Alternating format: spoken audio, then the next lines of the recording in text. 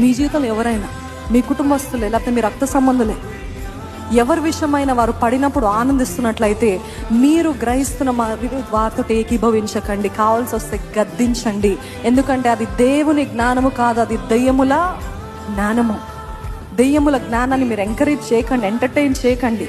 చాలామంది కుటుంబంలో సొంత అమ్మవారే, తల్లిదండ్రులే, వారి తల్లి ఏమో ఫాదర్ సైడ్లోని, మన బిడ్డలకి ఇది ఒక టార్చర్ కదా. మదర్ సైడ్ వాళ్ళు ఎంత మంచోలో చెప్తూ ఉంటారు.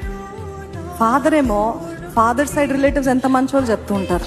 మదర్ ఏమో ఫాదర్ సైడ్ తోటి నువ్వు ఇట్లుండు అట్లుండు అని చెప్తూ ఉంటారు. అవునా? ఫాదర్ ఏమో నీ అమ్మ వాళ్ళ సైడ్ అంత ఇంతే అని చెప్తూ ఉంటారు. ఇప్పుడు మధ్యలో నలిగిపోయేది, శాండ్విచ్ అయ్యేది ఎవరండి? మనమే కదా. సో వీళ్ళు చెప్పినంత మాత్రం